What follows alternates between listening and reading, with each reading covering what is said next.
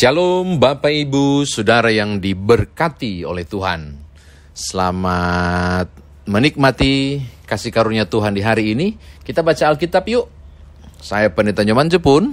Saya ajak saudara buka Lukas pasal 24. Lukas pasal 24 ayat 13 sampai ayat 32. Ayat 13 sampai 32. 9 ayat. Lukas pasal 24 ayat 13 sampai ayat 32. Oh, banyak ya, banyak ayatnya. Sebelumnya mari kita berdoa. Bapa, kami mau mendengarkan firman-Mu. Tolonglah kami untuk memahami kekayaan firman Tuhan ini, lalu kemudian mengerjakan dalam hidup beriman kami. Demi Tuhan Yesus Juru Selamat kami berdoa. Amin.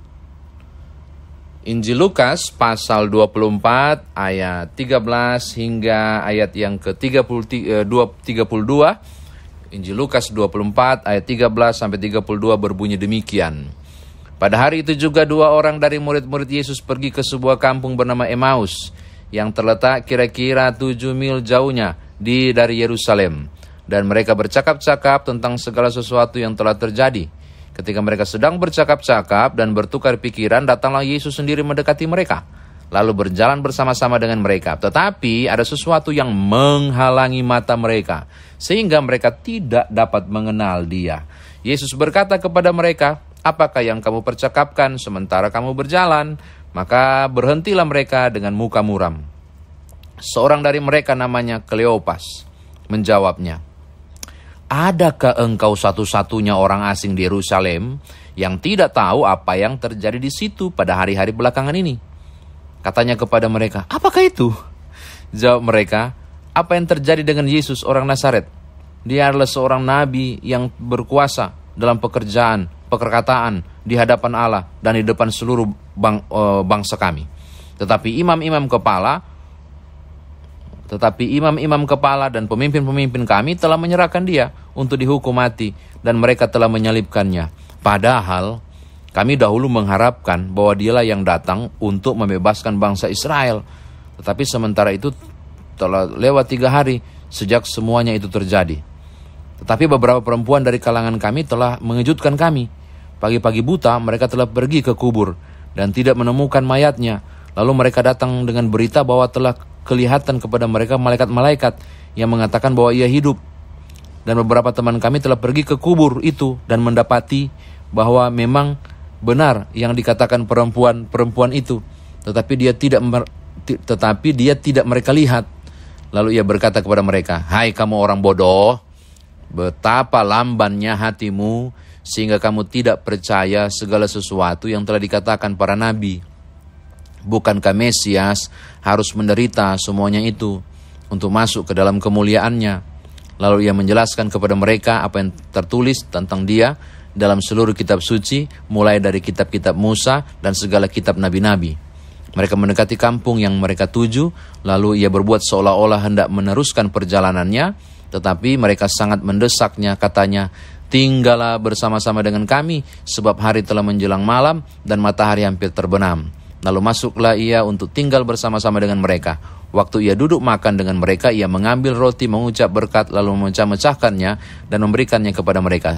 Ketika itu terbukalah mata mereka, dan mereka pun mengenal dia. Tetapi ia lenyap dari tengah-tengah mereka. Kata mereka seorang kepada yang lain, "Bukankah hati kita berkobar-kobar ketika ia berbicara dengan kita di tengah jalan, dan ketika ia menerangkan kitab suci kepada kita?" Demikian firman Tuhan. Saudara saya dikatakan berbahagia jika mendengarkan firman Tuhan ini, merenungkannya, memberitakannya, istimewa melakukan dalam kehidupan beriman kita. Shalom Bapak Ibu. Panjang ya teksnya ini dibaca. Emmaus itu kurang lebih 7 mil atau 11 km barat laut kota Yerusalem. Peristiwa ini terjadi pasca kebangkitan Tuhan Yesus. Peristiwa ini terjadi pasca kebangkitan Tuhan Yesus. Pertanyaannya, ngapain kedua orang itu pergi ke Emmaus? Mengapa mereka tidak patuh untuk tetap tinggal di Yerusalem? Mengapa mereka meninggalkannya? Sebab daerah itu, kota itu adalah kota kesedihan. Sebab dukanya terlalu berat. Ada kepahitan di sana. Ada kegetiran, ada tragedi, ada sesuatu yang sangat mengerikan. yang ada dalam kehidupan mereka. Tidak heran Alkitab berkata di ayat 15, ketika mereka sedang bercakap-cakap dan bertukar pikiran, bukan. Ayat 16, tetapi ada sesuatu yang menghalangi mata mereka sehingga mereka tidak dapat mengenal Dia. Kepahitan ya, kenangan pahit ya, duka, apalagi, pokoknya apapun, sehingga mereka meninggalkan kota Yerusalem.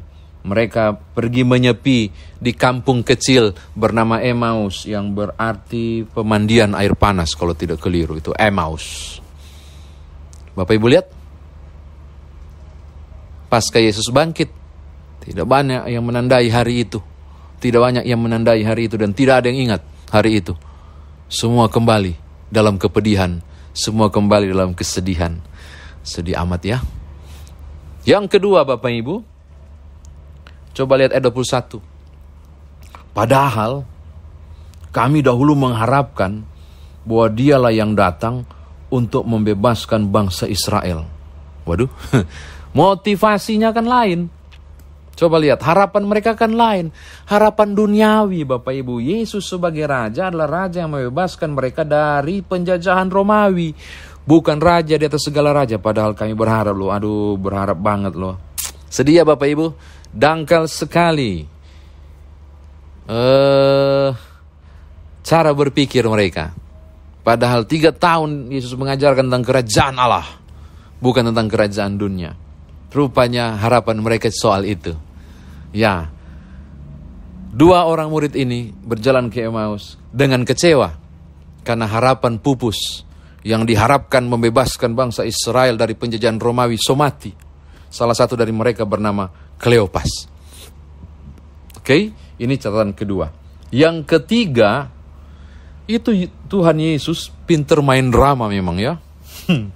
Berakting seakan-akan gak tahu apa-apa. Terakhir dia sampai gemes banget. Maaf saya menggunakan bahasa ini. Gile, anak-anak ini gak ada yang paham. 3 tahun saya sudah ngajar.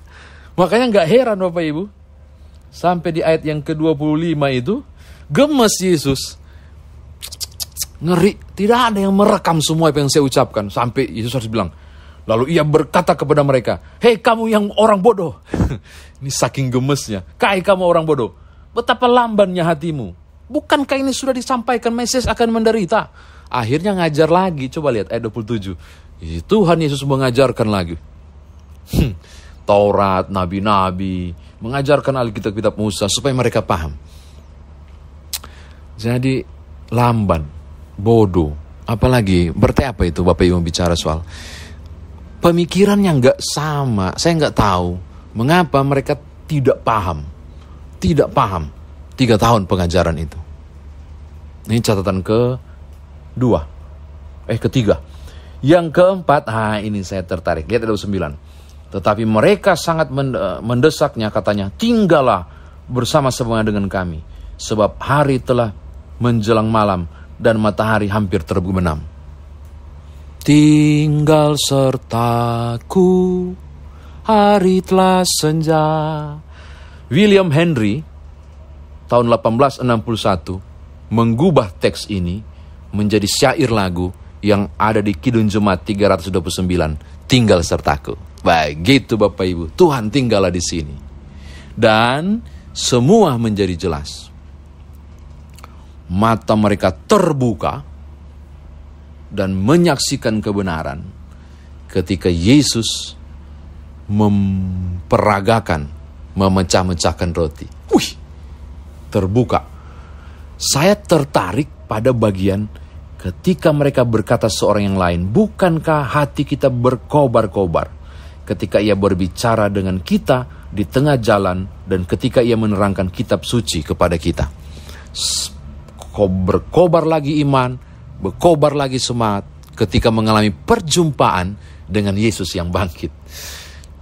Walaupun dari awal sudah berjumpa ya, cuma acting Tuhan Yesus tuh bagus banget, mereka nggak kenal, tapi mereka tidak kenal karena ada selubung yang menutup, yaitu duka yang begitu hebat, shock mereka, sangat tragis, trauma mereka, kepahitan terbawa, mereka tinggalkan Yerusalem, mereka ke Emmaus.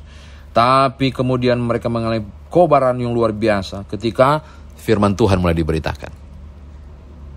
Dan mereka kembali mengenal, wow, ternyata itu orang pribadi besar yang mereka sedang bicarakan, ternyata dialah itu. Kira-kira seperti itu firman Tuhan ditafsirkan bagi kita. Nah sekarang bagaimana kita bawa dalam kehidupan beriman kita, Bapak Ibu? Banyak orang kesulitan menjumpai anugerah yang Tuhan beri. Banyak orang kesulitan memandang kemuliaan Allah. Banyak orang sulit mendekati dan merasakan kehadiran Tuhan. Bukan disebabkan Tuhan tidak hadir, tetapi ketakutan lebih besar, khawatir lebih besar, kepahitan begitu kuat, membuat orang menjauh dari Tuhan. Padahal Tuhan mendekatinya. Coba lihat, mereka meninggalkan Yerusalem, Tuhan dekati mereka. Mereka meninggalkan Kristus, dan panggilan itu meninggalkan Yerusalem, justru mereka didekati oleh Tuhan. Ini yang pertama Bapak Ibu ya. Kita acap kali tidak merasakan kehadiran Allah karena kita mundur. Mungkin karena kekecewaan. Coba saudara lihat ayat 21. Padahal kami mengharapkan, ini udah buntu ya. Kami mengharapkan sesuatu ternyata tidak mencapai seperti yang kami harapkan. Rasa kecewa, hati-hati saudara. Tuhan tidak bersalah Bapak Ibu. Keadaan yang membuat saudara kecewa bukan Tuhan. Situasi yang membuat saudara kecewa bukan Tuhan. Pasangan hidup saudara barangkali yang membuat saudara kecewa bukan Tuhan. Jangan marah ke Tuhan. Sahabat saudara, pekerjaan atau apapun, rumah tangga saudara, jangan menjauh dari Tuhan. Kalau orang lain mengecewakan saudara, jangan Tuhan jadi kambing hitam. Saya mau bilang begitu ya. Penting sekali. Itu yang pertama. Yang kedua, saya tertarik dengan namanya. Nama orang itu adalah Kleopas. Dan saya penasaran siapa satu itu. Ku cari-cari gak dapat. Walaupun beberapa orang berusaha untuk menyebut namanya, saya tidak menerimanya dan tidak mau menyebutkan siapa nama orang itu. Walaupun beberapa penafsir sudah menyebutkan. Saya hanya setia pada teks. Teks bilang cuma Kleopas dia punya nama. Lalu Tuhan Yesus bilang, bodoh kalian, lamban kalian. Jadi saya mau mengatakan, syukur nama itu gak disebut. Cuma Kleopas. Terus satunya siapa? Satunya gak disebut. Satunya itu mewakili Bapak Ibu dan saya.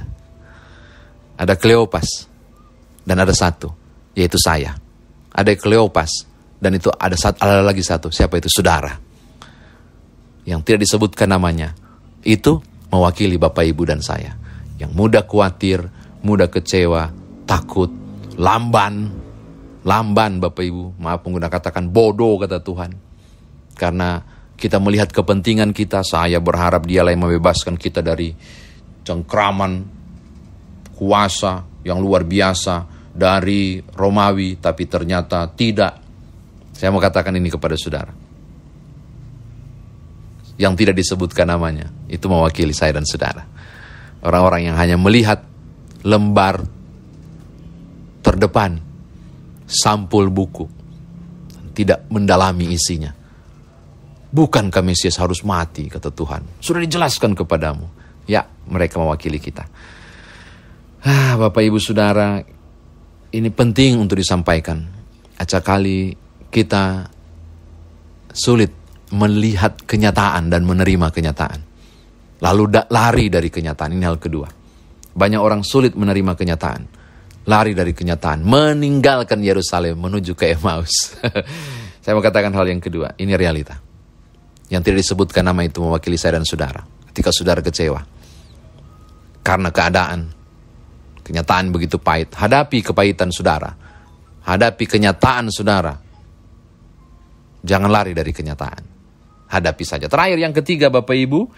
Ini kisah menarik sekali ya. Lalu Tuhan Yesus kemudian memecah-mecahkan roti. Dan hati mereka berkobar-kobar. Semangat akan kembali membara. Jika engkau mendekatkan diri kepada Tuhan. Semangat akan kembali membara ketika mendengar berita-berita firman. Lihat, bukankah kita berkobar-kobar ketika ia menerangkan, menjelaskan kepada kita di tengah jalan tentang kitab suci.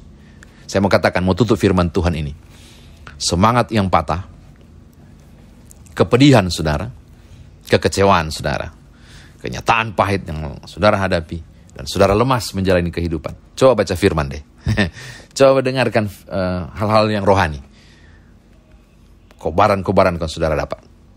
Akan pulih lagi. Semangat akan membara lagi. Tuhan berkati Bapak Ibu Saudara. Ingatlah ada Kleopas. Salah satunya temannya adalah mungkin saya, mungkin saudara. Yang pergi ke Emmaus dalam kekecewaan. Semoga saudara semangat lagi menjalani kehidupan ini. Tuhan berkati Bapak Ibu Saudara. Haleluya. Amin.